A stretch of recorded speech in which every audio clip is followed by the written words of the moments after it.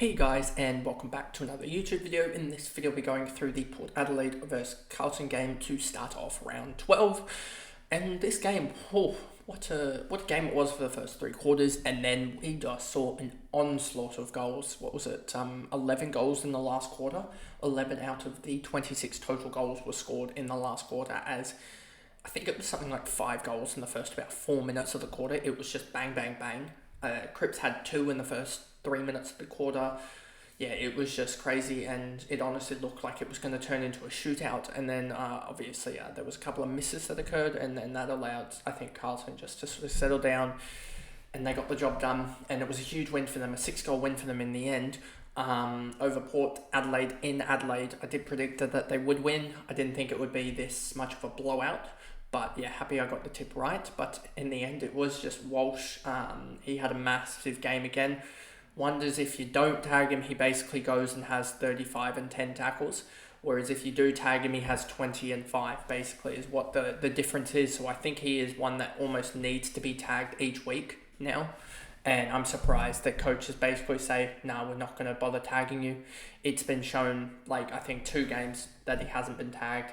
Let me just double check this. I'm pretty sure he has that he's had 2 bad games, and both of them were when he wasn't tagged.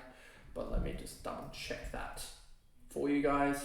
So he is averaging 114 on the year, and he's had 1 bad game, and the GWS didn't really tag him to a certain degree, but yeah, they had 1 bad game, and the other games he's been pretty good in outside of that. So yeah, he's been really, really good. One guy that I'll probably look at picking up post buy if I can. Post is round 14 buy. But anyway, before we jump into the video, remember to like and subscribe, turn the notification bell on so you know when I upload, and let's get into this recap. So, Horton Francis 99, I thought he was pretty sort of he did a little bit early, kicked a goal in the third quarter as well, but he wasn't really that impactful, I'll be honest. So yeah, Port Adelaide at the end of the day, it was basically just Georgiades, and I felt like Soldo really impacting the game. But then in the last quarter, they all went silent, and it was basically Finlayson against Carlton in the last quarter from memory. I'm pretty sure no one in Port Adelaide had more than 5 touches in the last quarter, and I'm pretty sure there was about 5 or 6 from Carlton that had 8, 9, 10 touches in the last. Let me just double check that stat for you guys on my phone here for a second.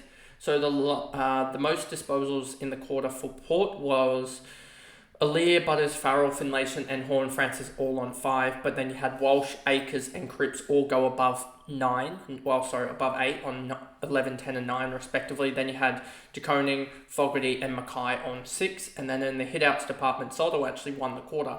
But yeah, and then let me just look. Main tackles. Walsh had 10 in the second half. Drew and Horton Francis on 2, Marks, Harry Mackay 3, then a lot of Port Adelaide guys, handballs, a lot of handball heavy from Carlton, and then kicks wise, yeah, they just dominated the touches in the last quarter, it looks like, and that's the reason why they ended up pretty much running away with it in the first about 5 minutes of that last quarter. Georgiades kicked 4, and he was pretty good on the day. I think he kicked 4. Yeah, he was pretty good on the day. Soldo, he was pretty dominant. We'll be seeing if he actually gets suspended for a couple of shoulders to the heads. So if those people that held Sweet may luck out, that he may get 1 more game. But that'll be in round 14. So is it really that impactful, to be honest with you? I don't think so, as they now have the bye. So it will be interesting to see if Soldo does get away, not necessarily away. I just can see it now with what the ruling was with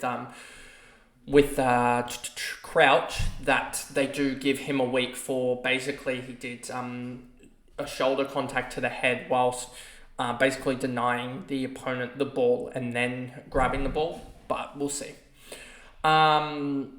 Because they were both sort of borderline ones, so it would be interesting to see what happens there. Wines 92, Houston 87. He was sort of huge third quarter, but outside of that, he did nothing. And if he wasn't for that huge third quarter where he got a lot of kickouts, because I think Carlton kicked 4 or 5 behinds in that third. Let me just see how many behinds did they kick. They kicked 5 behinds in the third quarter, and I think he took all the kickouts. If he didn't have that, he would have probably had like a 30, 45 there. He would have probably had a 60, 65 game, which really wasn't that impactful. Aaliyah, 85, he just got involved. I think a lot of tackles early in the was it last? One of the quarters he had like 2 tackles very, very early. I'm trying to find where the tackles were. Because he had an 8-point string. I think it was in the third quarter somewhere here where he just laid tackles. Where is it? I can't see an 8-point swing. So anyway, he was all right, but he wasn't in the one-on-one contest. Aaliyah isn't that good. Drew 84, Bergman 82, Mead 78. Butters got absolutely locked down after quarter time. Well, it actually doesn't show that, to be honest, but it just felt like he was just nothingness. Especially when you see here that he had 16 points basically halfway through the third quarter to the end. So he was on 56, basically on track for a ton, and then he's basically missed out by 28 points, which just shows that he just was so locked down after that. And couldn't get involved with tackles or marks. So he really just struggled. So I'm not really too worried about Butters. And I mean, my fantasy season is gone anyway. Boak 70. This is why you just don't go with guys that have a good scoring history. And an L3 for Boak was like 110, but he's playing on a wing role, half forward role. So he was honestly lucky to get up to that marker anyway. A lot of kick marks to get up there. I mean, that is sort of the role of a winger, is to take a lot of marks in open space. But I just didn't see it with Boak, to be honest with you. And that's why I didn't want to. I don't think I even tried to suggest him much in the trade targets video, because I just didn't like the role of him, and I thought he would be another sort of McRae style or Dylan Moore style of guy that's just going to average sort of 75 from here on out. Farrell, Zerk, Thatcher, Burgoyne, Radaglia, Evans, Burton, Marshall,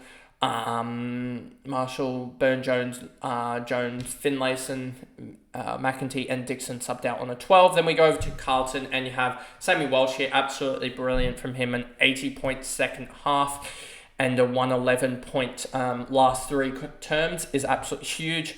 And they just didn't tag him. I don't know why, because he even got caught holding the ball, I think, 3 times in the last quarter. And he did butcher the ball, but he just kept on getting the ball. And when you get the ball to that magnitude, you're going to have an impact on the game. And he eventually found it to get together. I think he only had like a disposal efficiency of 55%. But they could have easily kept him. I think at one point his disposal efficiency was like 38 or something.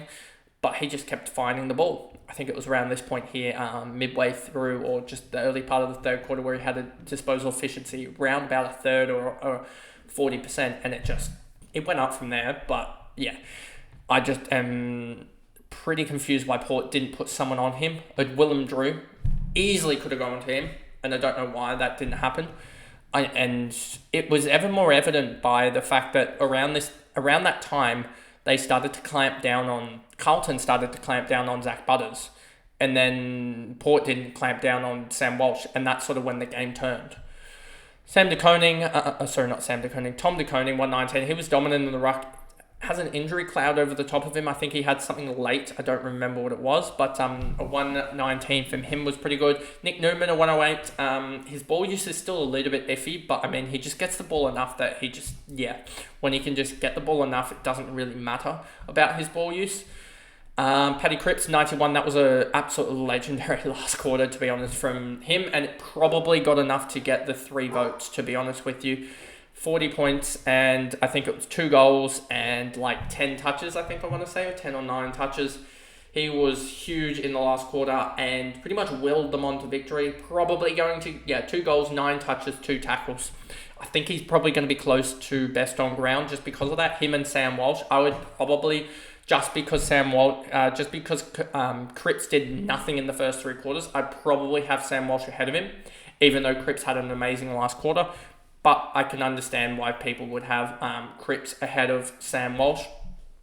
Then you could you probably give 3 votes to all 3 separate votes to Carlton players, but I don't know who the 3rd vote would go to necessarily. Maybe Tom De Koning, but then again, he just there was a lot of ruck contests. Obviously, with the new rule, there's probably, I'm guessing, just another 20 ruck contests, 10 ruck contests. Let me just double check that I'm actually saying something that's true and not just sort of saying something in theory. Do we have ruck contests? Yes, we do, in advanced stats. Okay. Ruck contests, 79, 13, so that's 92. 97, 101 ruck contests, I'm led to believe. So 101 ruck contests, I believe, is around about the average. Let me just go to Wheelo ratings and then just find it for 2024. I can go to team stats. 2024, we're looking at ruck contests. Where are they? Ruck contests, 101 for Carlton is around 4 above what they do. And then also for Port Adelaide, it's within margin of error, but 101, okay, that's a little bit up. So, yeah. And someone actually pointed this out to me that the ruck contests, I believe, for the Bulldogs are also down about 10. If we just double check this, I just wanted to show you one of the reasons why I think Tim English is down a lot. You can see that. You saw that it was 93 last year, and it's 103 last year, and it's now 94. So I think JD pointed that out, that it was down roughly 8 to 10, and that is one of the reasons why the ruckmen are sort of, their scoring fluctuates, and also Bont as well. Just because 8 contests, that's like, if you're scoring, I don't know, a point a contest or something like that, that's where the points go. And I don't think it's a point, but I think it's more like a 5/6 tenths of a point, so roughly half to 0.7 of a point, I think, was what English and Bont were roughly doing per ruck contest. Cripps, Akers, Mackay, Williams, Hollands, Curnow I thought had really Elia's measure basically when it was 1-on-1. He just was too strong, and Elia basically had to try and slap the hands on the wrists. Sard, Holland, Boyd, Hewitt, Kemp, Sincotta had a massive role on Butters, and he could honestly get a vote now thinking about it, because that was huge in the second half. He just absolutely put the clamps on Butters, and I know that it doesn't really look like he put the clamps on, but Butters could have run away with that game. With the way he was bossing that midfield, he was leading clearance getter by that at that point, and Butters still had 5 clearances, 2 inside 50s. I need to see the actual. I don't know how many centre clearances he had. Let me just bring that up here. He had 4 centre clearances, and he got clamped as well. So he probably would have ended up somewhere around that. Let's just see in the last quarter, did he have any centre clearances? He had 1 centre clearance in the last and none in the third. So he had 4 and so he had 3 in the first half. So he was on track for 6 or 7 centre clearances, which would have been far and away the best on the ground. And then Cincotta just put the absolute lock on him. So yeah, he could get a vote, Cincotta, because I thought he almost won the matchup in the third and fourth quarter. Fogarty, Wiedering, Owies, McGovern, Fantasia, Cowan, Kennedy. Kennedy absolutely sucks. 36. And he did well in the last 2 minutes here as well. I think that tackle was the one that got taken away.